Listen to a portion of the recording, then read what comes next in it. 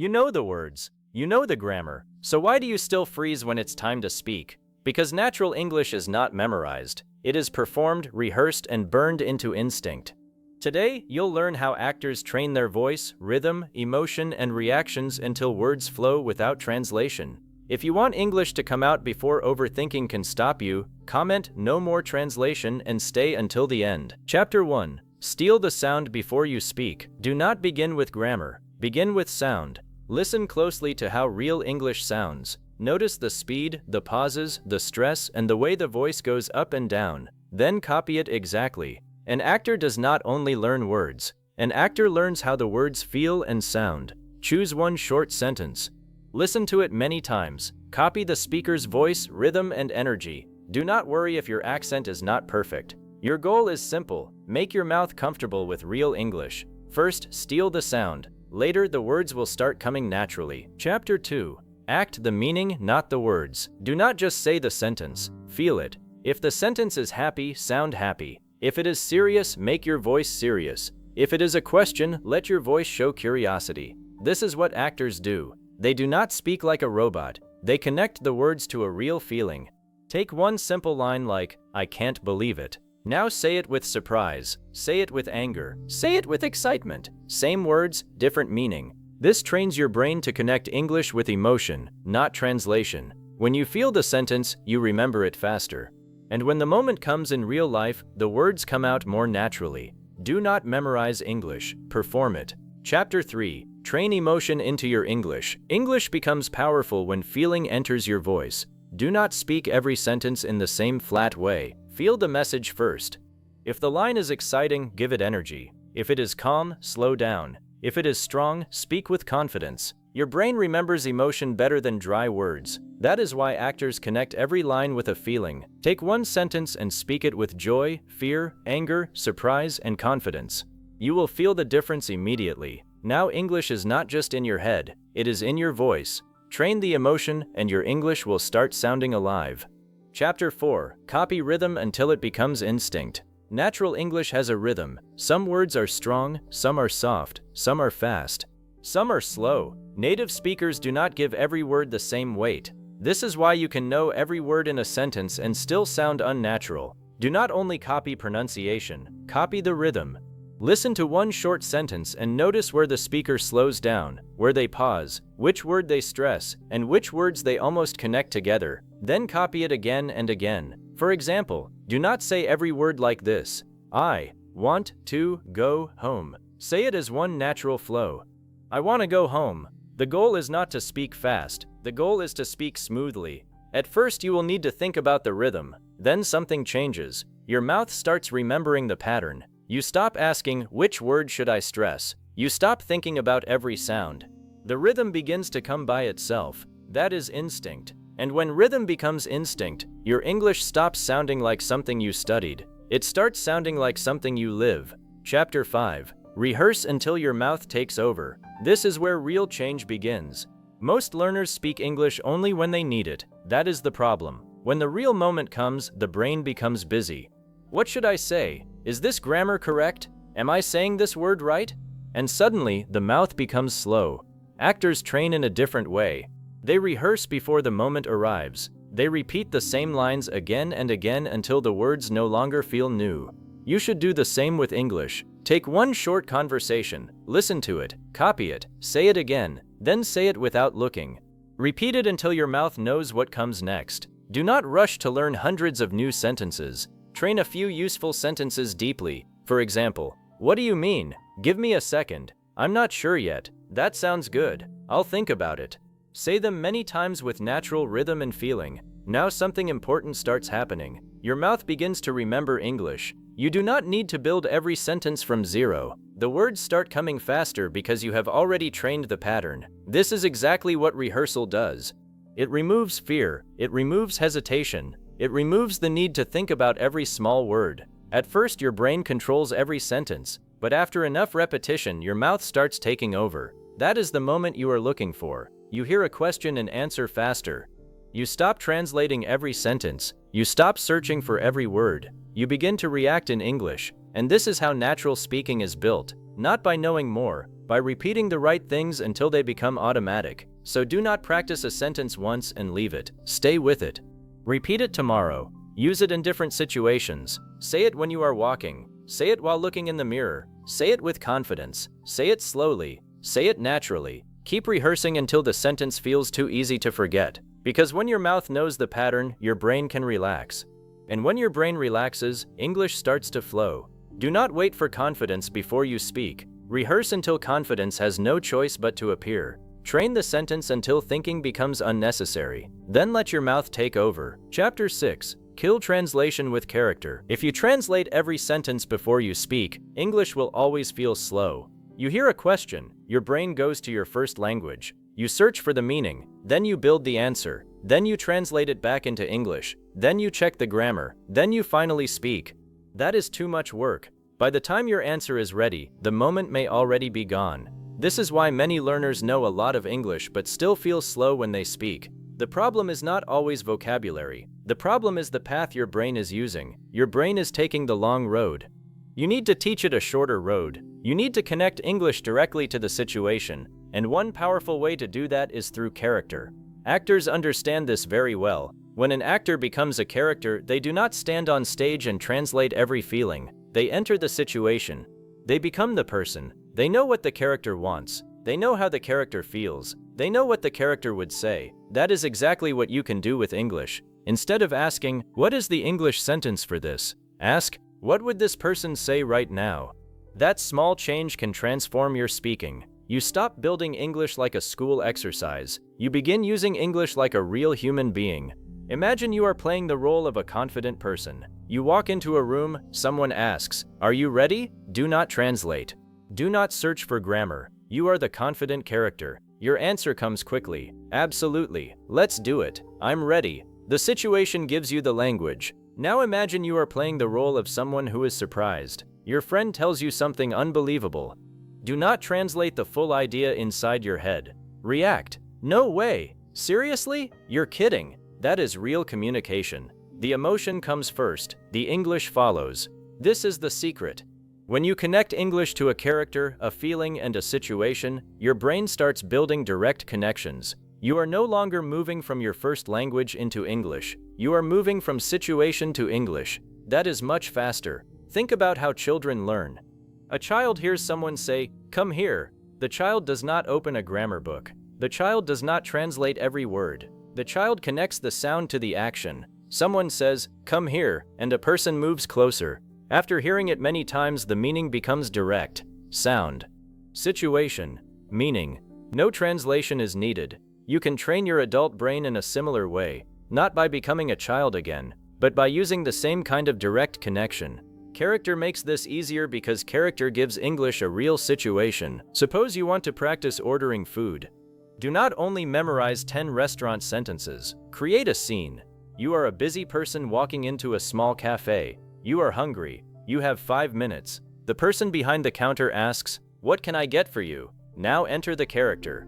You are not a student trying to remember lesson number 12. You are a customer. Answer like a customer. "I'll have a coffee, please. Can I get a chicken sandwich?" "That's all, thanks." Then imagine they ask, "Anything else?" You answer, "No, that's it." Or, "Actually, add a bottle of water."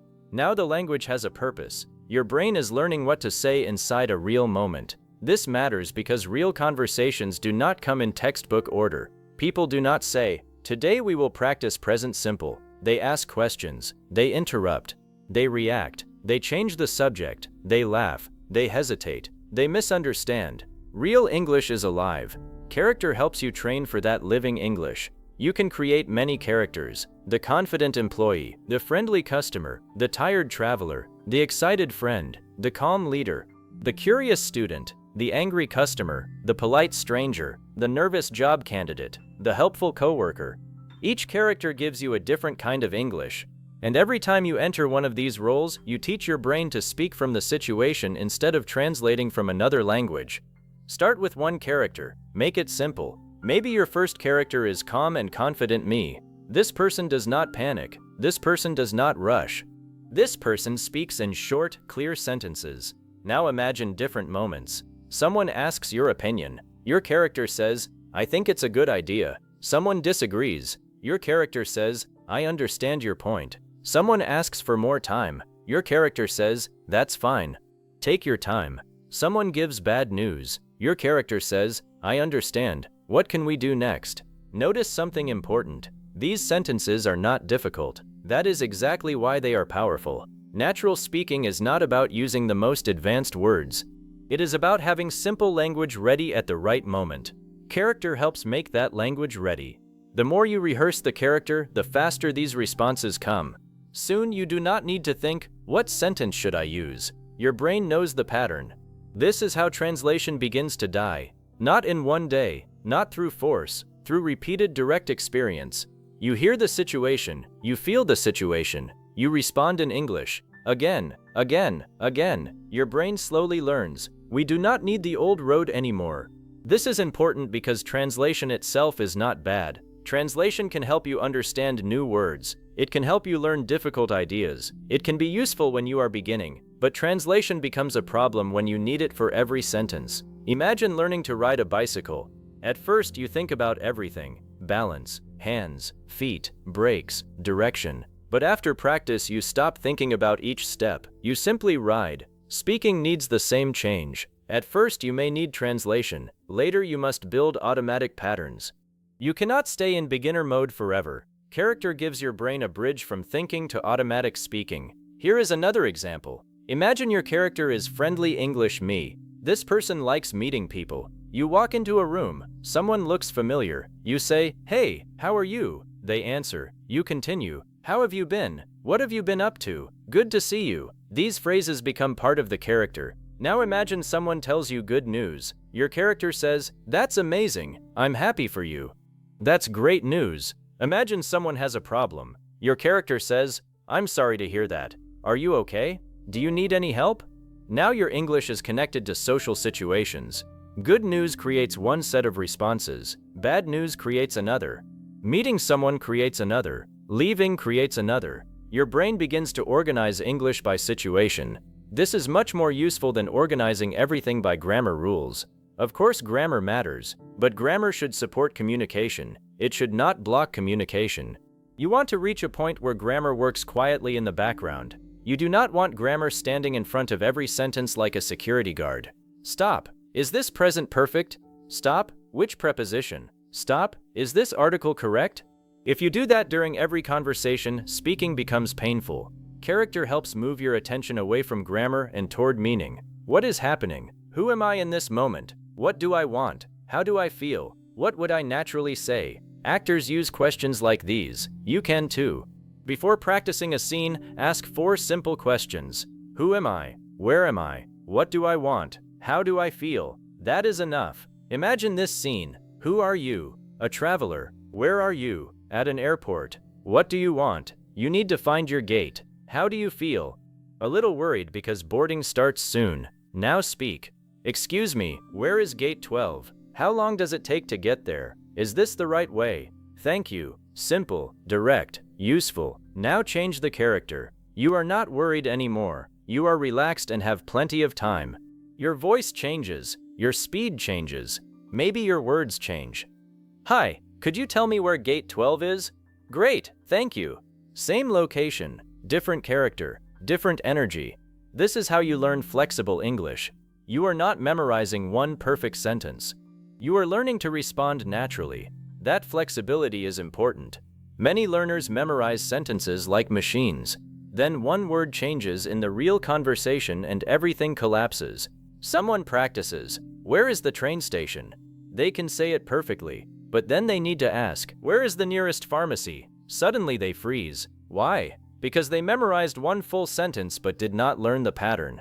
Character practice helps you use patterns. Where is the... Could you tell me where? Do you know where? Now you can change the final part. Train station, bathroom, hotel, bus stop, exit, pharmacy, restaurant. Your brain starts seeing useful structures, and because you practice them inside a character and a scene, they become easier to remember. This is what actors do when they rehearse. They do not only repeat words, they understand the reason behind the words. That reason makes the language easier to hold. You should do the same. Never practice English as empty sound only. Give the sentence a reason. Why are you saying it? Who are you saying it to? What happened before it? What do you want to happen next? Take the sentence, I need a minute. You could memorize it, but now give it different characters. A tired person says, I need a minute. A shocked person says, I need a minute. A busy manager says, I need a minute. A person in an argument says, I need a minute. Same sentence, different meaning, different tone, different rhythm, different body language. This creates a deeper memory. Your brain is not remembering only 4 words, it is remembering an experience, and experiences are powerful. Think about phrases from movies you remember. Sometimes you remember them for years. Why? Because the words were connected to a face, a voice, a situation, music, emotion, action. You remember the whole moment. That is exactly the kind of memory you want to build in English. Create moments. Do not collect dead sentences. Make the sentences alive. One powerful exercise is called the English Character Minute. Choose one character. Set 1 minute. For that minute, become the character completely. Do not translate. If you do not know a word, use an easier word. If you cannot explain something perfectly, explain it simply. The goal is not perfect English. The goal is staying inside English. Imagine your character is a tour guide. For 1 minute, talk like a tour guide. Welcome everyone. Today we're going to visit 3 places. Please stay together. On your left you can see the old building. We'll stop here for 10 minutes. You may make mistakes. Keep going. Do not leave the character. Why is this powerful? Because every time you stop and translate, you break the English state. But when you stay inside the character, you force your brain to work with the English it already has. That skill is extremely important. You do not need every English word to communicate. You need the ability to use the words you know. Many learners know thousands of words but cannot use them quickly. Others know fewer words but speak more naturally. Why? Because they have learned how to work with what they have. Character training develops this ability. Suppose you forget the word umbrella. Do not return to your first language. Stay in character. Say, the thing you use when it rains. That may not be perfect, but you stayed in English. You kept the conversation alive. Then someone says, oh, an umbrella? Now you have learned the word through the situation. That memory can be stronger than simply reading umbrella from a list. Learn to explain around missing words. This is a major fluency skill. If you forget appointment, you might say, I have a meeting with the doctor at 3. If you forget receipt, you might say, the paper you get after you pay. If you forget charger, say, the thing I use to charge my phone. You are training your brain to solve problems inside English. That is exactly what fluent speakers do. Even native speakers sometimes forget words. They do not stop communicating. They explain. They change the sentence. They use another word. You should learn this freedom. Perfection creates fear. Character creates movement. When you become the character, your job is not to produce perfect English. Your job is to communicate what the character needs. That gives your brain a clear mission. A waiter needs to take an order. A traveler needs information. A manager needs to explain a plan. A friend needs to show support. A customer needs to solve a problem. A student needs to ask a question. Purpose creates language. This is why roleplay can be so powerful. But do not make roleplay boring. Make it real. Stand up, move your body, change your face, use your hands, look at an imaginary person, walk into the room like the character, then speak. Your body can help your language. When your body changes, your voice often changes too. Try saying, I'm ready. First say it while looking down, then stand tall, lift your head, look forward, say, I'm ready. It feels different. The words become more believable. This matters because speaking is not only a brain activity, your body is involved. Breathing matters, posture matters, facial expression matters, energy matters. Actors know this. That is why they train the whole person. You can use the same idea. If you want confident English, practice with a confident body. If you want friendly English, practice with a friendly face. If you want calm English, slow your breathing and your voice. English begins to connect with physical states. Then in real life, you can use those states again. Maybe you feel nervous before speaking. Instead of saying, I hope I remember all my grammar, enter your character. Calm English me. Stand the way that character stands. Breathe the way that character breathes. Use short sentences. Speak a little slower. Your character gives you a simple model to follow. This can reduce pressure. You are no longer thinking, everyone is judging my English. You are thinking, what would calm English me do? The character creates distance from fear. Actors experience something similar. A shy actor may become powerful on stage because they are not thinking about themselves. They are thinking about the character. You can borrow that idea. If your normal English self feels nervous, create a stronger English character. Maybe this character is slightly more confident than you. Not fake, just stronger.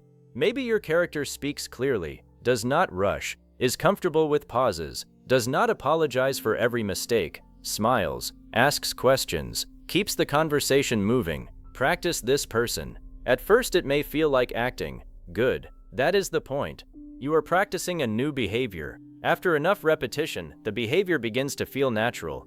Think about confidence itself. Many confident people were not born confident. They practiced confident actions, speaking, looking people in the eye, taking small risks, trying again. Eventually those actions became part of them. Language works the same way. You can act your way into more natural English, not by pretending you know words you do not know, but by practicing the behavior of a natural speaker. Natural speakers do not translate every sentence. Natural speakers react. They use small phrases. They pause. They restart. They correct themselves. They use simple words. They show emotion. They ask for clarification. They say, "Sorry, what do you mean?" They say, "Let me think."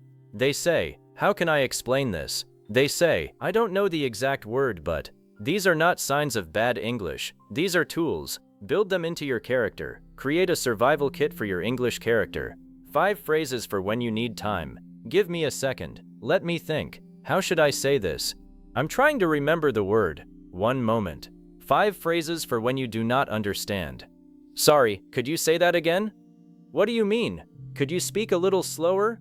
Do you mean? I didn't catch that. 5 phrases for keeping a conversation going. Really? What happened next? How did you feel? That's interesting. Tell me more. These small phrases are incredibly powerful. They give you time. They reduce panic. They keep you inside English. Most importantly, they stop your brain from running back to translation. You always have something available. That builds confidence, and confidence helps fluency. Now take character training one step further. Choose one person whose English you enjoy listening to. It could be an actor, an interviewer, a teacher, a speaker, a character in a series. Do not copy everything about them. Choose one small quality. Maybe they sound calm. Maybe they speak clearly. Maybe they use short sentences. Maybe they sound warm and friendly. Borrow that quality. Ask, how would this person say this? Listen to 20 seconds. Pause. Become the character. Copy. Then look away. Say the idea again using your own words but keeping the same energy. This is important. First you imitate, then you create. Imitation gives you the pattern. Creation gives you freedom. Do both. If you only imitate, you may become good at repeating. If you only create, you may repeat your old speaking habits. Combine them. Listen, copy, understand, change, use. That is powerful training. Here is an example. You hear someone say, "I'm not completely sure, but I think we should wait." First, copy it exactly. Same rhythm, same calm tone. Then change the situation. "I'm not completely sure, but I think we should call him." "I'm not completely sure, but I think it starts at 9. "I'm not completely sure, but I think this is the right place." Now the pattern is becoming yours. Next, become your character and use the pattern naturally. Your friend asks, "Do you think this restaurant is open?" You answer, "I'm not completely sure, but I think it is." Now you are no longer memorizing. You are using. That is the goal. Every pattern you use inside many situations becomes stronger. Eventually, your brain recognizes situations and automatically brings up useful English. This is how you kill translation. Not by screaming at your brain, "Stop translating." That usually does not work. You replace translation with something faster. Patterns, scenes, emotion, character, repetition, real reaction. Your brain will always choose the path it knows best, so build a better path. If the translation path has been used 10,000 times and the direct English path has been used 10 times, guess which one your brain will choose? Translation. Do not get angry. Train more. Every direct response is one more repetition for the new road. Someone says, "How are you?" You answer directly, "Pretty good." 1 repetition. Someone says, "Are you busy?" You answer, "A little. What's up?" Another repetition. Someone says, "Do you want some coffee?" You answer, "Sure, why not?" Another repetition. Small moments matter. You are building a new system. Do not wait until you can have a 30-minute perfect English conversation. Train 10-second moments. A greeting, a question, a reaction, a request, an opinion, a disagreement, a goodbye. These mini scenes build speed.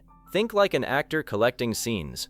Scene 1. Meeting someone. Scene 2. Ordering food. Scene 3. Asking directions. Scene 4. Disagreeing politely. Scene 5. Explaining a problem. Scene 6. Telling a short story. Scene 7. Asking for help. Each scene should contain a small group of natural phrases. Practice them until your character can use them without thinking. Then mix the scenes. This is important. Real life is unpredictable. Practice random situations. You are at work. Suddenly someone asks your opinion. Speak. You are at a cafe. They give you the wrong order. Speak. You meet an old friend. Speak. Your phone is not working. Explain the problem. You are late. Explain why. You need help. Ask. Train your brain to move. Do not give it 5 minutes to prepare. Give yourself 3 seconds. What would the character say? Speak. The sentence does not need to be perfect. Keep the English moving. This is how speed develops. Some learners think fast speaking means fluency. It does not. Fast thinking in English is more important. You can speak slowly and still be fluent. Fluent means the connection is direct. You know what you want to say. The English comes without a huge mental fight. That is your target. Character training also helps with personality. Sometimes learners sound very different in English. They become quiet, serious, afraid. They stop joking. They stop showing emotion. Their real personality disappears because all their mental energy is going into grammar. Character can help bring personality back. Create an English character that contains your real personality. If you are naturally funny, practice joking in simple English. If you are curious, practice asking questions. If you are warm, practice friendly reactions. If you are calm, practice calm phrases. English should not remove you. It should give you another way to express you. At first, the character is a bridge. Later, the bridge disappears. You stop thinking, I am acting. You simply speak. That is the beautiful part. What begins as performance can become instinct. What begins as imitation can become identity. The sentences you once rehearsed start appearing in real conversations. The rhythm you copied begins to feel normal. The reactions become faster. Translation becomes quieter. You stop hearing two languages inside every conversation. English begins to connect directly with thought, directly with emotion, directly with action. That is freedom. But you must give the process time. Do not expect translation to disappear after 3 practice sessions. Your brain has used translation for years. Give it new evidence. Every day, spend a few minutes inside your English character. 10 minutes is enough if the practice is focused. Choose one scene. Choose one emotion. Choose 5 useful phrases. Perform them. Change them. React with them. Use them without looking. Then finish. Tomorrow return. Do not chase hundreds of new words. Deep practice changes speaking. Shallow practice only creates recognition. You want more than recognition. You want ownership. A phrase becomes yours when you can use it without searching. A rhythm becomes yours when your mouth produces it without instructions. A reaction becomes yours when it appears immediately. A character becomes yours when you no longer feel like you are performing. That is what you are building. Imagine someone asks you, "What did you do yesterday?" Old method. Translate the question. Think in your language. Build the story. Translate sentence 1. Check grammar. Speak. Stop. Translate sentence 2. Speak. Very tiring. New method. Enter the storyteller character. See yesterday in your mind. Speak from the pictures. I stayed home most of the morning. Then I went out for lunch with a friend. After that, I did some shopping and came back around 5. You are connecting English to memory images, not translation. That is another powerful trick. See the scene while you speak. Do not see written words. See pictures. Own that. If you are talking about your kitchen, see your kitchen. If you are describing a person, see their face. If you are telling a travel story, see the road, the hotel, the airport. Your mind thinks naturally in more than words. It uses images, feelings, sounds, memory. Use them. Connect English directly to them. This is exactly why character is so effective. Character creates a world in your mind. Inside that world, English has something real to connect to. You are not translating sentences. You are describing what you see, reacting to what happens. Expressing what you feel, asking for what you need, that is language. So the next time you practice, do not sit there like a student waiting for the correct answer. Stand up, enter a scene, become someone, give that person a goal, then speak. Maybe you are a doctor explaining something simply. Maybe you are a coach encouraging someone. Maybe you are a traveler solving a problem. Maybe you are a friend telling an exciting story. Maybe you are a manager making a decision. Choose the character, choose the moment, then stay in English. If you get stuck, use easier words. If you make a mistake, continue. If you forget a word, explain around it. If your sentence sounds strange, try again. But do not escape back into translation every 5 seconds. Stay in the scene, stay in the character, stay in English. This is where the real training happens.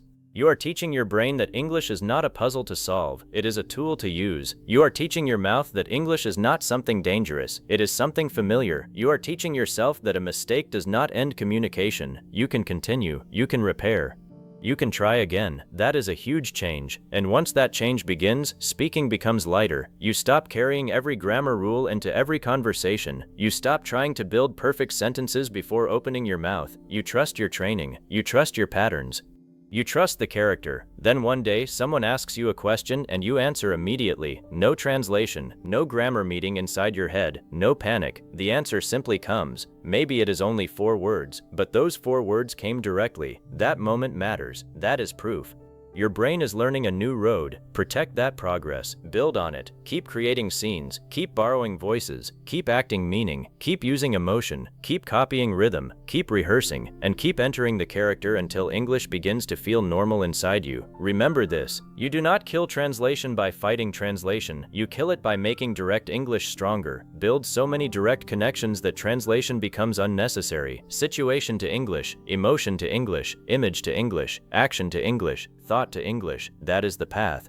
Use character until the path becomes automatic. At first you play the role, then the role becomes comfortable, then the English becomes natural, and finally you stop feeling like you are acting at all. You are simply speaking. Chapter 7. Live English until it feels like you. The final goal is not to speak English for 10 minutes. The final goal is to make English feel like part of your life. There is a big difference. Many learners have English time. They study for 30 minutes. They watch one lesson. They repeat some sentences. Then English disappears for the rest of the day. Their real life happens in another language. Their thoughts happen in another language. Their emotions happen in another language. Their small daily actions happen in another language. Then they wonder why English still feels foreign. Because English is still only visiting their life. It has not entered their life. If you want natural English, stop treating English like a subject you meet once a day. Bring it into ordinary moments. When you wake up, think one simple sentence in English. I'm still tired. When you look outside, it looks nice today. When you cannot find something, where did I put it? When you are hungry, I need something to eat. When you are running late, I need to hurry. These sentences may look simple. Good. Simple is exactly what you need. You are not trying to impress anyone. You are teaching your brain that English belongs in real life. That is where fluency begins to change. Your English should not exist only inside notebooks. It should exist while you walk, while you cook, while you travel, while you wait, while you work, while you clean your room, while you make decisions, while you talk to yourself. You need to stop waiting for a perfect speaking partner. Your life can become your speaking partner. Look around you. There are thousands of small opportunities to use English every day. You open the refrigerator. What do I want? You check your phone. I need to reply to this. You sit down to work. Let's finish this first. You feel tired. I'll take a short break. You remember something. Oh, I almost forgot. This is living English. It is not dramatic. It is not complicated. But it is powerful because you are building direct connections between life and language. The moment happens, English appears. No translation lesson is needed. This is what you want, a direct road. Life happens, English responds. That is natural speaking. Think about your first language. You did not become comfortable with it because you completed hundreds of exercises. You lived inside it. You heard it when people were happy. You heard it when people were angry. You heard it at breakfast. You heard it in shops. You heard it during problems. You heard it in jokes. You heard it when someone needed help. Language became connected to life. You must create more of that connection in English. Not perfectly, not all day, but consistently. Start small. Choose 10 moments from your normal day. Give each moment one English phrase. When you wake up, time to get up. Before leaving, I think I have everything. When you are searching, where is it? When something goes wrong, that's annoying. When something works, finally, when you are surprised, no way, when you agree, that makes sense, when you need time, give me a second, when you are finished, that's done, before sleeping, I'm exhausted. These phrases become connected to real actions. If you repeat them every day, something changes. You stop remembering them like vocabulary. You begin feeling when they belong. That is a major difference. Vocabulary says, I know this phrase. Instinct says, this is the moment for this phrase. Instinct is what you need. Natural speakers do not search through a mental dictionary before every sentence. The situation wakes up the language. You want your brain to do the same. This is why living English matters more than collecting English. Many learners collect. They save videos, they save vocabulary lists, they buy courses, they download apps, they highlight sentences, they write hundreds of notes. But when someone suddenly speaks to them, they freeze, because collection is not connection. You can own thousands of tools and still not know how to use them. English is the same. A word becomes powerful only when it becomes usable. A phrase becomes yours when it comes out at the right moment. So use what you learn, immediately. If you learn that depends, use it 3 times that day. Ask yourself questions. Do I want to go out tonight? That depends. Is this expensive? That depends. Will I finish today? That depends. Now the phrase is moving. It is alive. You are creating situations for it. This is how you turn knowledge into speaking. One of the biggest mistakes learners make is constantly searching for new English, new lesson, new vocabulary, new method, new app, new channel, new book. Sometimes new information feels productive. But your mouth does not need endless information. It needs stronger connections. Take 20 useful phrases and live with them. Use them for a week. Say them in different situations. Change one word. Change the emotion. Change the person. Change the setting. Make them flexible. For example, I'm not sure. Use it when someone asks about time. I'm not sure. Use it when someone asks your opinion. I'm not sure. Use it when making a decision. I'm not sure yet. Use it when you need more time. I'm not completely sure. One small phrase becomes a tool. And fluent speakers need tools, not decorations. Do not try to sound advanced every minute. Natural English is often simple. Listen carefully to real conversations. People say, really, exactly, maybe, I know, not really, of course, that's fine. I get it, sounds good, let me see, what happened? Are you serious? These small phrases carry conversations. Learn to love simple English. Simple English can be fast. Simple English can be emotional. Simple English can be confident. Simple English can sound natural. Your goal is not to prove how many difficult words you know. Your goal is to express yourself without fighting your own brain. That is freedom. And freedom comes from using English often enough that it stops feeling special. At first, speaking English may feel like an event. Your heart beats faster. You become very aware of your voice. You think about every mistake. You worry about your accent. You wonder if the other person is judging you. That happens because English still feels unusual. The answer is not to hide from speaking. The answer is to make English more normal. Use it until your brain gets bored of being afraid. Speak to yourself. Read out loud. Describe what you see. Retell a short video. Answer imaginary questions. Act out conversations. Leave yourself a voice note. Listen back. Try again. You are making English familiar. Fear loves unfamiliar things. Familiarity reduces fear. The first time you record yourself in English, you may hate your voice. That is normal. You may think, do I really sound like that? Keep recording. By the 10th recording, it feels less strange. By the 30th, you focus less on your voice and more on your message.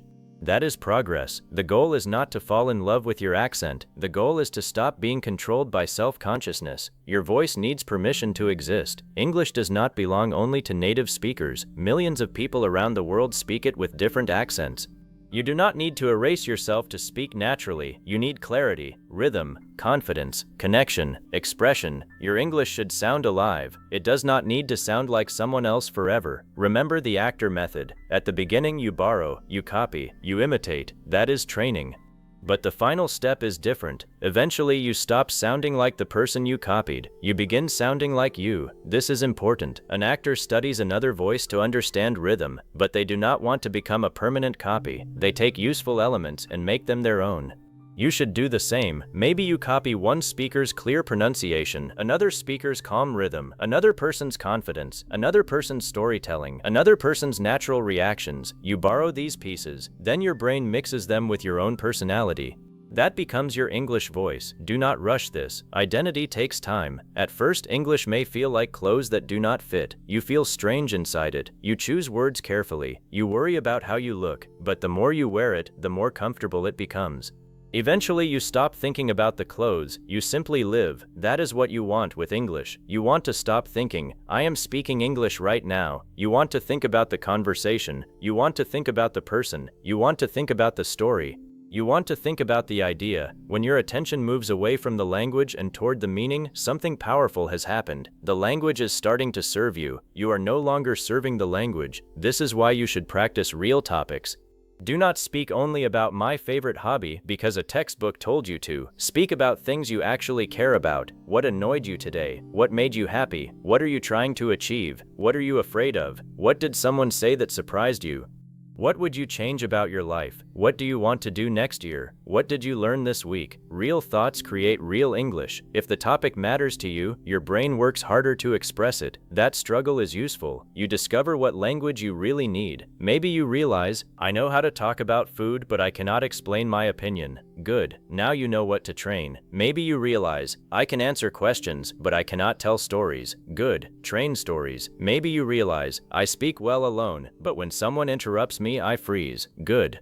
Practice interruption. Your real life should decide what you learn next, not random vocabulary lists. You need English for your life, so build English around your life. If you work in business, practice explaining ideas. If you travel, practice solving travel problems. If you study, practice asking questions. If you meet international people, practice small talk. If you create content, practice storytelling. If you attend meetings, practice agreeing and disagreeing. If you want confidence, practice spontaneous answers. Train the English you will actually use. This is what makes practice valuable. You can also create English zones. Choose small parts of your day where you use only English. Maybe your morning walk is English time. Maybe your drive to work is English time. Maybe when you cook dinner, you describe everything in English. Maybe your shower becomes English thinking time. Maybe 5 minutes before bed, you retell your day in English. The zone does not need to be long. It needs to be consistent. Consistency tells your brain, this language belongs here. That is how habits grow. At first you may forget, then you remember, then you force yourself, then it becomes easier, then one day you begin doing it without deciding. That is the moment the habit is becoming part of you. Imagine walking outside and automatically thinking, it's really hot today. You did not plan to practice. The sentence simply appeared. That is a beautiful sign. English entered your natural thinking. Do not stop there. Answer your own thought. Yeah, I should have brought some water. Now you have a mini conversation. These small internal conversations are powerful. Your mind is always talking. Give some of that talk to English. Ask yourself questions. What am I doing next? What should I eat? Why am I tired? Did I send that message? What do I need today? Then answer, I'll do it later. I'm not hungry yet. I stayed up too late. No, I forgot. I need some coffee. This is not childish. This is brain training. You are building speed without pressure. There is no audience, no teacher, no fear, just thought becoming English. And when thought becomes English often enough, spoken English becomes easier. Another powerful habit is narration. Narrate what you are doing. I'm opening the laptop. I need to find the file. Okay, here it is. I'll finish this first, then I'll take a break. Yes, it sounds simple, but simple action language builds direct thinking. Later, move beyond actions. Narrate decisions. I don't think this is worth it. I'll choose the other one. This looks better. I need more information. Then narrate emotions. I'm a little nervous. I'm excited about this. That really annoyed me. I feel much better now. Then narrate opinions. I think people make this too complicated. I don't agree with that. This seems like a better idea. Your English world becomes larger. You move from objects to actions, from actions to thoughts, from thoughts to emotions, from emotions to opinions. That is growth. You are teaching English to carry more of you, and that is exactly what live English until it feels like you means. You are not only learning how to say things, you are learning how to be yourself through English. That takes practice. Many learners can speak when they have prepared, but real life does not always prepare you. Someone asks an unexpected question, someone makes a joke, someone changes the subject, someone misunderstands you, someone asks, what do you think? Now you need spontaneous English. The best way to build this is through random speaking. Give yourself a random question every day. What would you do if you had one free month? What is something you changed your mind about? What is the best advice you ever received? What makes a person trustworthy? What would you improve in your city? Then answer immediately. Do not prepare. Give yourself 3 seconds. Start talking. Even if your first sentence is weak, start. This teaches you one of the most important speaking skills, continuing. Fluent speakers do not always begin perfectly. They continue, they adjust, they find the idea while speaking. You can say, "That's an interesting question. I've never really thought about that. Let me think for a second." I would probably say, "These phrases give your brain space. Use them." Natural speaking includes thinking time. Do not believe you need instant perfect answers. Even native speakers pause. They say, well, let me see. I guess, the difference is they are comfortable staying inside the language while thinking. You should practice that. Do not escape to translation every time you need time. Stay in English. Use English to buy yourself thinking time. This is a small skill with a huge effect. Now consider storytelling. Stories are one of the best ways to make English feel personal. Tell one small story every day. It does not need to be dramatic. Maybe you missed the bus. Maybe someone said something funny. Maybe your internet stopped working. Maybe you bought something. Maybe you got lost. Maybe you had an awkward conversation. Tell the story in English. Start simply. You won't believe what happened today. I was going to the store when, at first I thought, then suddenly, so I decided to. In the end, story patterns help your brain organize English, and stories contain everything: past tense, emotion, sequence, description, reaction, opinion, natural expressions. If you tell enough stories, your speaking becomes stronger in many areas at once. Record these stories. Do not write them first. Speak, then listen. Notice where you became slow. Notice which word was missing. Notice where the story became confusing. Then tell the same story again. The second version will usually be better. Tell it a third time. Now it becomes smoother. This is the actor method again. Rehearsal. But now the script is your life. That is powerful. You are no longer practicing someone else's sentence. You are practicing your own experiences. That creates a deeper connection. Your English begins to carry your memories, your humor, your frustration, your dreams, your opinions. The language becomes yours. This is where confidence becomes real. Not because you know everything, but because you know you can express yourself, even if you forget a word, even if your grammar is not perfect, even if your accent is different, you know how to continue. That is real speaking confidence. Confidence is not, "I will never make a mistake." Confidence is, "A mistake will not stop me." Remember that. Too many learners wait for perfection before they allow themselves to speak naturally. Perfection never arrives. Language is too big. Even advanced speakers learn new words. Even native speakers make mistakes. Even professionals sometimes say the wrong thing. You do not need completion. You need comfort with imperfection. Speak, notice, improve, speak again. That cycle never ends, and that is good. You are not trying to reach a magical day where learning stops. You are building a living skill. Living skills grow through use. Think about a musician. They do not say, "I learned music, I'm finished." They keep playing. An athlete keeps training. An actor keeps rehearsing. A speaker keeps speaking. You should keep living English, not because you are bad at it, because use keeps language alive. Your English will become stronger when you create a relationship with it, not a relationship based on fear, not, "I must study or I will fail," but curiosity. What can I say today that I could not say before? What expression did I hear? Can I use that naturally? How would I tell this story better? This mindset changes everything. You stop treating English like punishment. It becomes exploration. You start noticing language everywhere. A line in a movie, a sentence in an interview, a phrase in a podcast, someone's reaction, a joke, a pause, a way of saying no politely. You begin stealing useful pieces from real English. Then you bring them into your own life. This is exactly what actors do. They observe people. They notice voices, movements, expressions, small habits. Then they use those details in performance. Become an observer of English. Do not only ask, "What does this word mean?" Ask, "When do people say this? How does it sound? What feeling does it carry? What usually comes before it? What comes after it?" This makes your learning deeper. Take the phrase, "That's fair." A dictionary can give you the meaning, but real life teaches you the feeling. Someone disagrees with you but gives a good reason. You say, "That's fair." Now you understand the phrase inside a moment. That is much stronger. Take, "I'm good." It can mean, "I am okay." It can also mean, "No thank you." Someone offers more food. "I'm good, thanks." Context creates meaning. Natural English lives in context, so collect scenes, not only definitions. Whenever you learn a phrase, imagine a scene. Who says it? Why? What happened before? What emotion is there? Then use it. That one habit can transform your learning. English will stop feeling like isolated information. It becomes a network of situations, and the stronger that network becomes, the faster your speaking becomes. Soon one situation wakes up 10 useful phrases. Someone apologizes. No worries. It's okay. Don't worry about it. It happens. Someone gives you good news. That's amazing. I'm so happy for you. Congratulations. That's great. Someone asks for your opinion. I think, for me, the way I see it, I'm not sure, but your brain begins organizing language naturally. Situation first, language second. That is exactly where you want to go. Now let us talk about your environment.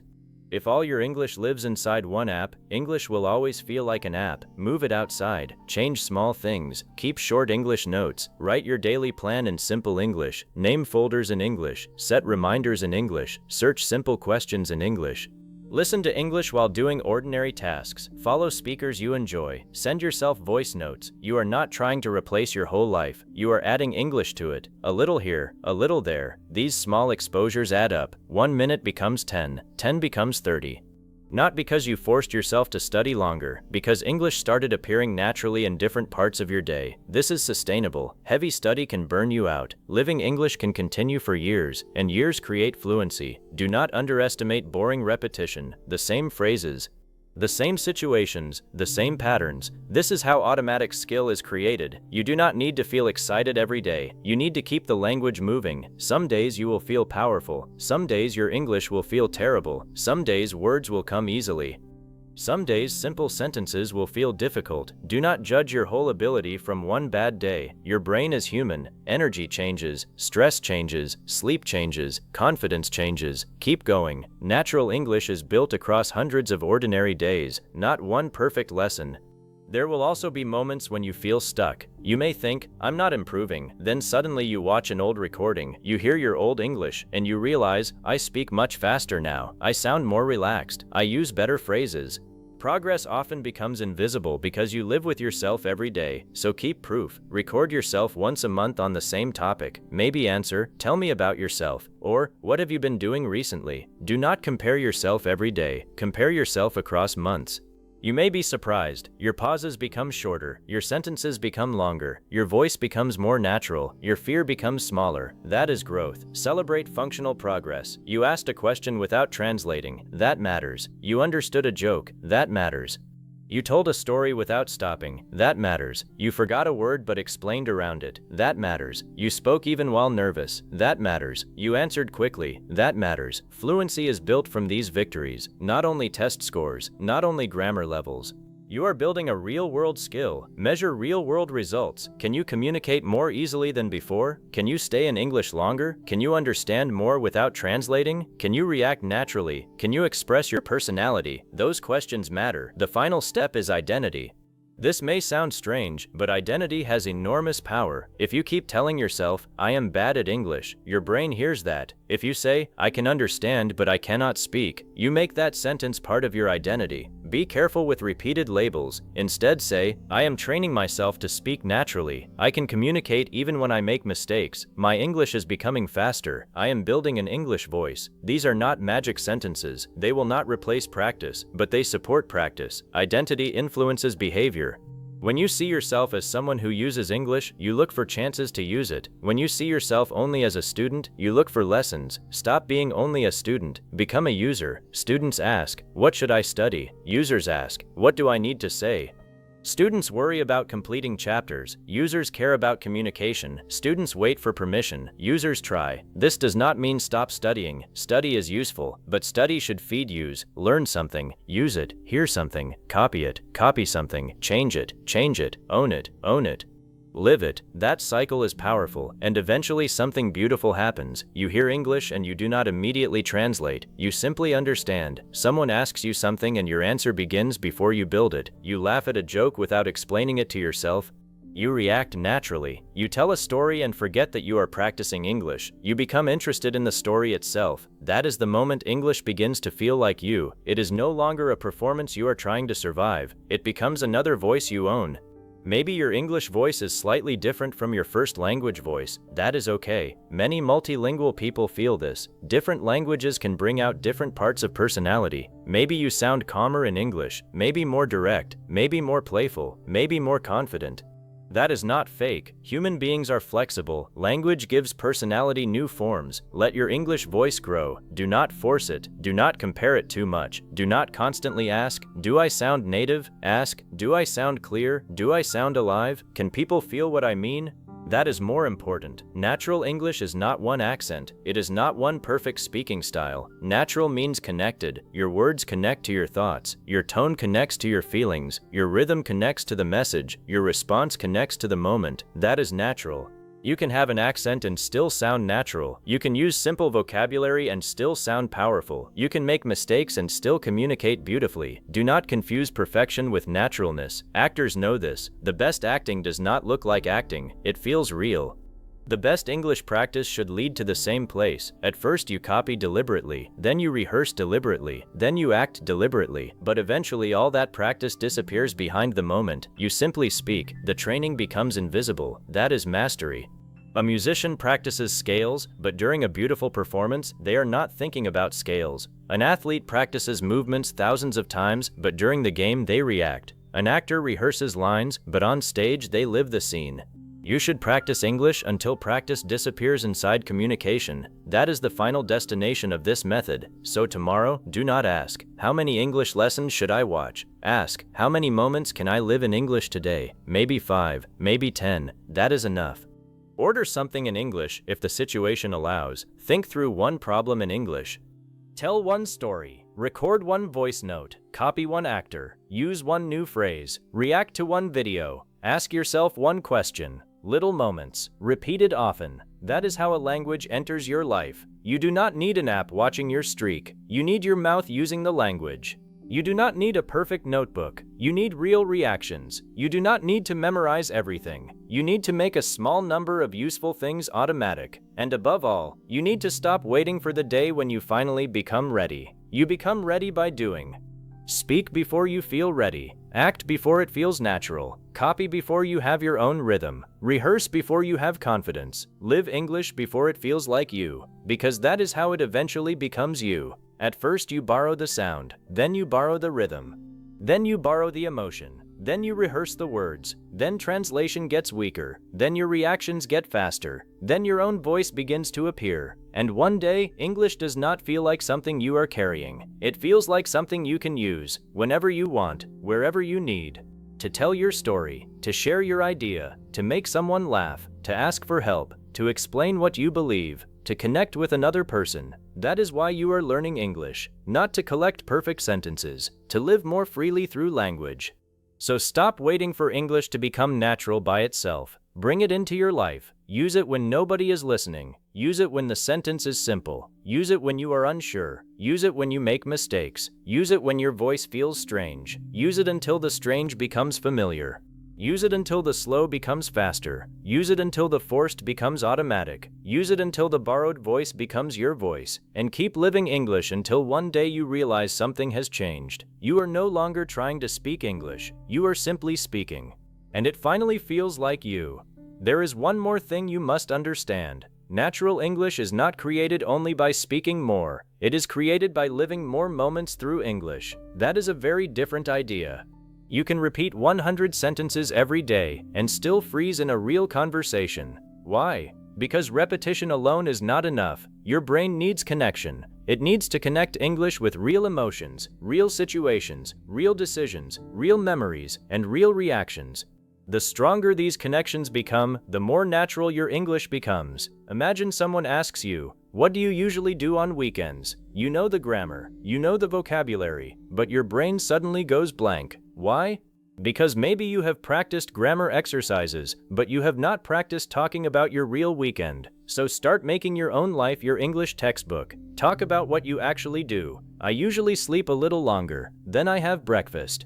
Sometimes I go out with friends. If I'm tired, I just stay home. These are not impressive sentences, but they are yours, and your own sentences are easier to remember because they are connected to your life. This is one of the fastest ways to make English feel natural.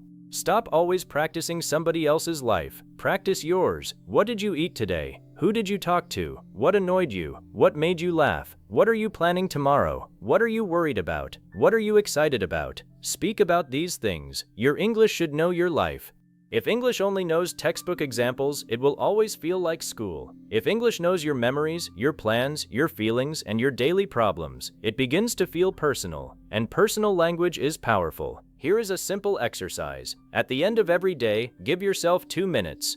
Do not write. Speak. Start with, today was, then continue. Today was busy. I woke up late. I had a lot of work. I talked to a friend. I was tired in the afternoon, but the evening was good. That is enough. Tomorrow do it again.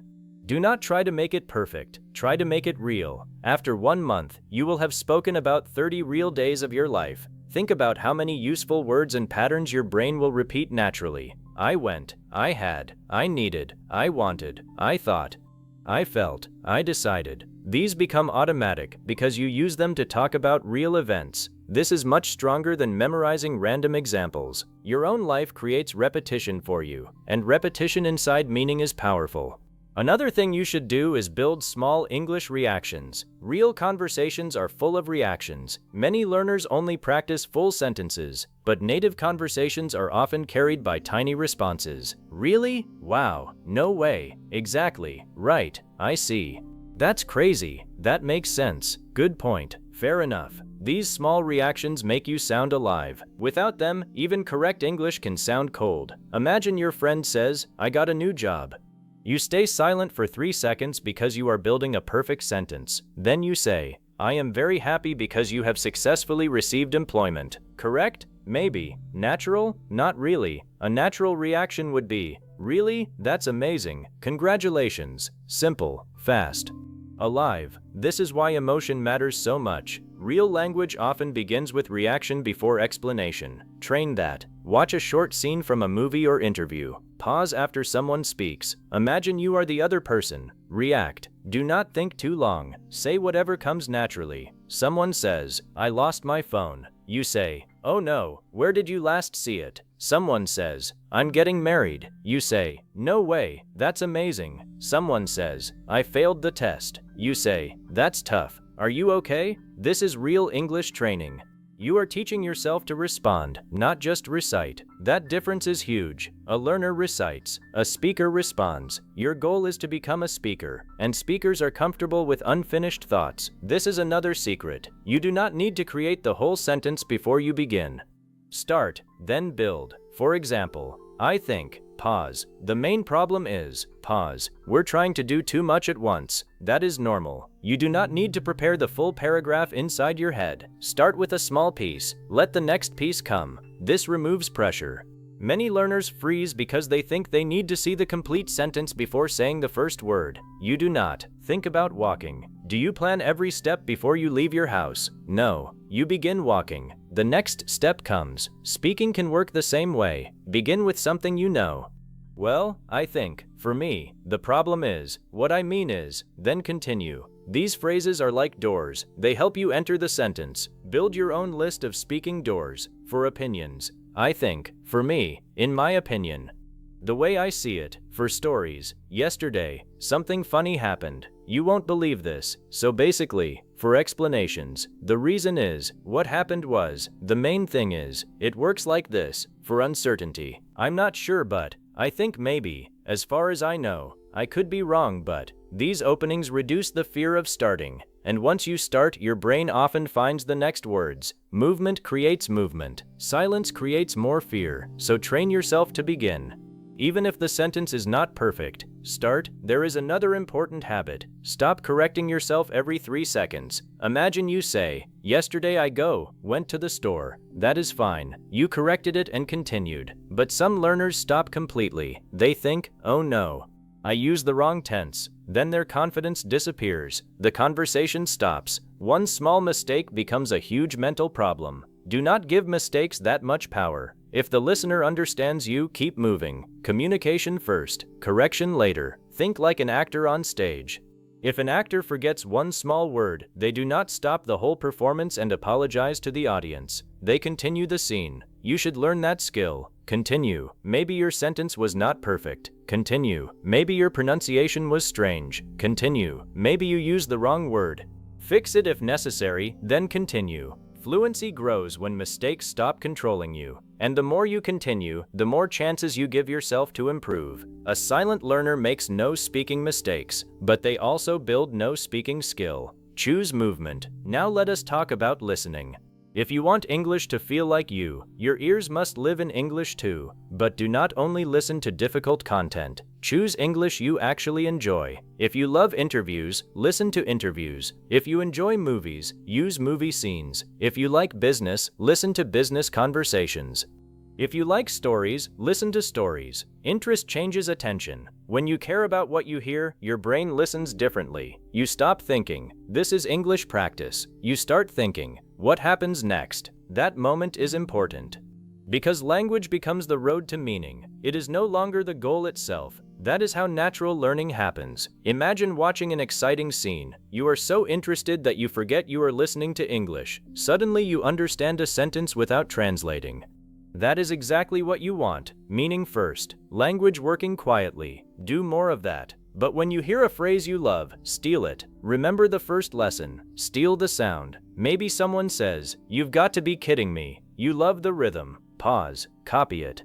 "You've got to be kidding me." Again. Then imagine situations where you could use it. Someone tells you your flight is delayed 6 hours. "You've got to be kidding me." Your friend tells you they forgot your birthday. "You've got to be kidding me." Now the phrase has context. It has emotion. It has your voice. That is how borrowed English slowly becomes your English. Do not steal hundreds of phrases. Steal the good ones, the ones you can imagine yourself saying. This is important. Not every natural phrase belongs to your personality. Choose language that feels comfortable. Some people speak with lots of slang. Maybe that is not you. That is okay. Some people speak very softly. Some are direct. Some joke constantly. Some use simple, clean English. Find your style. Natural English means your English fits you. You do not need to become a copy of your favorite actor. The actor is your trainer, not your final identity. Borrow technique. Keep personality. That is the balance. You should also practice talking to different kinds of people. English changes depending on the situation.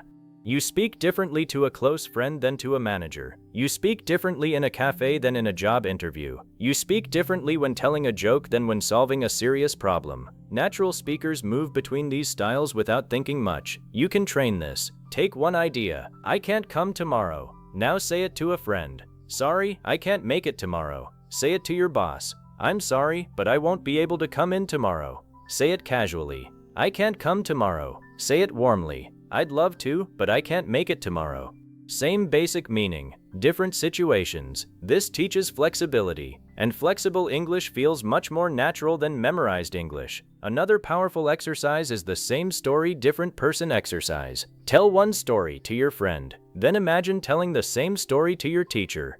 Then tell it to a child. Then tell it to someone who knows nothing about the situation. Your language changes. You simplify. You explain more. You choose different words. This trains control. Fluency is not only talking fast, it is being able to shape your English for the listener.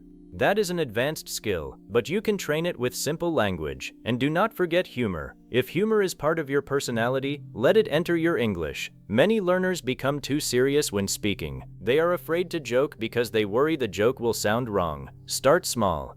Use playful reactions. "Great, just what I needed. Perfect timing. Of course that happened." Use the same kind of light humor you enjoy hearing. Language becomes much more personal when you can smile inside it. The same is true for emotion. You should be able to say more than, "I am happy." Try, "I'm really excited. That made my day. I'm so relieved. I'm glad it worked out." Instead of only, "I am sad." Try, "I'm disappointed. That really hurt. I'm not feeling great today. That was hard."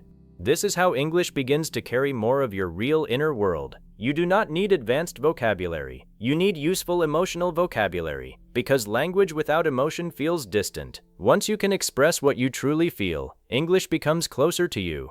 Another important step is learning to disagree. Many learners become nervous when they need to say no or disagree in English, but real life requires it. Practice phrases like, I see what you mean, but I'm not sure I agree. I understand your point. I look at it differently. I don't think that would work. These phrases give you confidence in real conversations. You begin to feel that English can protect your boundaries. It can express your opinion. It can carry your decisions. That is when a language starts becoming part of your identity. You are no longer only saying safe textbook sentences. You are using English to stand for something. That matters. Practice asking for what you need to. Could you help me? Can you explain that again? I need a little more time. Could we change the time? I'd prefer this one. I'm not comfortable with that. These are life sentences. They are more important than many rare vocabulary words. Learn language that gives you power in real situations. Your English should help you live, not only pass tests. Now, there will be days when you feel embarrassed. You may say something wrong. Someone may ask you to repeat yourself. Maybe you misunderstand a joke. Maybe you pronounce a word badly. Maybe you forget the simplest word in the world. That can happen. Do not turn one awkward moment into a story about your whole ability. You made one mistake. That is all. Keep using English. The strongest speakers are not people who never feel embarrassed. They are people who recover quickly. Recovery is a skill. You say the wrong word. Smile. Correct it. Continue. You do not understand. Ask. Sorry, what does that mean? You pronounce something badly. Try again. You forget a word. Explain it another way. Every recovery teaches your brain, I can survive this. Fear becomes smaller. This is one reason real conversation is so valuable. It teaches you that imperfection is not dangerous. Most people are not waiting to punish your grammar. They simply want to understand you. Help them understand. That is communication. And if someone judges your accent, that does not change your progress. Your job is not to satisfy every listener in the world. Your job is to communicate clearly and keep growing. Remember that your accent tells a story. It says you learned another language. You do not need to hate it. Improve pronunciation where it helps clarity. Train rhythm because rhythm makes speech easier to understand. Train stress. Train connected speech. But do not spend your life trying to erase every sign of where you came from. Fluency is bigger than accent. Confidence is bigger than accent. Connection is bigger than accent. Speak like a human being, not like a pronunciation machine. Use pauses. Breathe. Look at people. React. Smile. Let your face help your words. Natural English comes from the whole person. This brings us back to acting. Why does the actor method work? Because acting connects everything: voice, body, emotion, memory, situation, purpose, reaction. When all these parts work together, language becomes easier to remember. Do not practice English only with your eyes. Use your ears, use your mouth, use your body, use your imagination, use your emotion. Make practice physical. If you are practicing an angry line, feel some energy. If you are practicing excitement, let your face show it. If you are practicing a calm sentence, slow your breathing. Your brain remembers experiences. Create experiences, even if they are imaginary. Your room can become an airport. Your mirror can become another person. Your chair can become a restaurant table. Your phone can become a business call. You do not need expensive technology. You need imagination and repetition. That is something no app can fully do for you. An app can show you words. It can test vocabulary. It can correct answers, but it cannot live your life for you. It cannot build your personality in English. It cannot feel your emotion. It cannot create your courage. That part belongs to you. You must step into the language, and sometimes you need silence too. Natural English is not about filling every second with words. Learn to be comfortable with pauses. If you need a second, take it. A calm pause can make you sound more confident than nervous fast speech. Think, then speak. The goal is not maximum speed. The goal is control.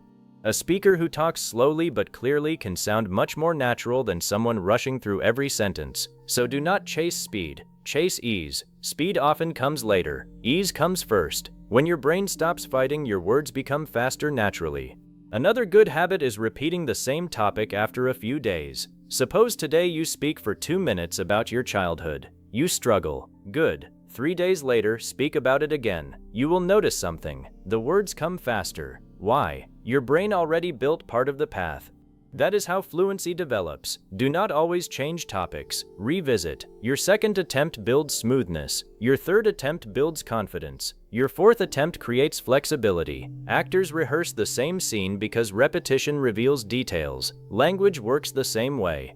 Speak about your work many times. Speak about your family many times. Speak about your goals many times. Speak about your favorite memories many times. These are topics you will use in real life. Make them strong, but change the angle. First, what do you do? Then, why did you choose this work? Then, what do you like about it? Then, what is difficult about it? One topic becomes a full language world. This is smarter than learning 50 random topics once. Depth creates fluency. Another thing happens when English becomes part of you. You begin noticing your own mistakes naturally. At first, you need a teacher to tell you. Later, you say something and immediately think, "That sounded strange." That is progress. Your ear is developing. Do not be afraid of this stage. It means your internal English system is becoming stronger. Correct yourself gently. Maybe you say, "He go there every day." Then your ear tells you something is wrong. You try again. "He goes there every day." Good. Continue. Do not turn correction into punishment. Correction should feel like adjustment. A musician hears one wrong note and adjusts. An actor changes one line. A speaker changes one phrase. That is normal. You are refining the skill, and your inner ear grows through good input. So keep listening to clear, natural English, not only because you want to understand, because your brain needs examples of what sounds right. Over time, good patterns become familiar. Bad patterns start feeling strange. This is one of the beautiful stages of language learning. Grammar begins moving from rules into feeling. Instead of thinking, third person singular needs S, you begin feeling, "He go every day," sounds incomplete. That is instinct growing, and instinct is the goal. The same happens with rhythm. At first you consciously copy, later you feel where the stress belongs. The same happens with phrases. At first you memorize, that makes sense. Later you hear an explanation and the phrase appears automatically. That is why you keep living in English. You are feeding instinct. Every useful conversation, every good movie scene, every voice note, every story, every mistake, every correction, every reaction, they all feed the same system. One day you may notice something unexpected. You will dream in English. Or one sentence will appear in your mind without effort. Or you will forget how to translate an English phrase because you simply know what it means. These are signs that English is becoming more direct. Do not force them. They happen naturally as exposure and use increase. Your job is simple. Keep building the environment. Keep using the language. Keep giving your brain reasons to think directly. Eventually, English becomes less like information and more like experience, and experience stays. So when you finish this lesson, do not close it and say, "That was interesting." Do something. Stand up. Choose one character. Choose one situation. Speak for 2 minutes. No writing, no translation, no perfection. Maybe you are meeting an old friend. "Hey, it's been a long time." Maybe you are explaining why you were late. "Sorry, traffic was terrible." Maybe you are giving advice. "I think you should give yourself more time." Maybe you are telling a story. "Something strange happened today." Begin. Let English move. Because every time you move, the language becomes less foreign. Every time you react, it becomes faster. Every time you tell your own story, it becomes more personal. Every time you make a mistake and continue, it becomes less frightening. Every time you repeat a useful phrase, it becomes more automatic. And every time you choose English in a real moment, it becomes more like you. That is the final lesson. Do not chase a perfect English personality. Build one. Do not wait until English feels natural before using it. Use it until it feels natural. Do not wait until you feel confident before speaking. Speak until confidence grows. Do not wait until translation disappears. Build so many direct English connections that translation slowly becomes unnecessary. Do not wait for some magical future version of yourself. Start with the English you have today. Use it, stretch it, play with it, act with it, think with it, laugh with it, solve problems with it. Tell stories with it, express yourself with it. Then come back tomorrow and do it again. One day the actor disappears, the rehearsal disappears, the fear becomes quieter, the translation becomes slower than your English, and the language that once felt borrowed starts sounding like your own voice. That is when you know the method worked. You did not only learn English, you learned how to live inside it. And when you can live inside a language, you no longer need to force every sentence. The words have somewhere to come from. They come from your habits, your memories, your emotions, your reactions, your personality, your life. That is natural English, not perfect English, not textbook English, not English created by an app. your English, and once English begins to feel like you, speaking stops feeling like a performance. It becomes expression. You stop asking, "Can I speak English?" and you begin asking, "What do I want to say?" That is the transformation. That is freedom. And that is the moment English finally becomes yours. You do not become a natural English speaker by collecting more rules. You become one by using the language until it becomes part of you. Steal the sound, act the meaning, train the emotion, copy the rhythm, rehearse until your mouth reacts faster than your fear, kill translation by living inside the character. And keep using English until one day you stop feeling like you are practicing at all. That is the moment everything changes. You are no longer trying to remember English. You are responding in it. You are no longer building every sentence. You are feeling the meaning and letting the words come. So do not close this audiobook and return to the same old way of learning. Choose one voice, choose one scene, choose one sentence, and rehearse it until it becomes instinct. Because natural English is not waiting inside another app. It is waiting inside your voice, your rhythm, your emotion, and your repetition. If this audiobook changed the way you think about speaking, comment "English is instinct" below. And remember this, do not study English until you know it. Train English until you become it.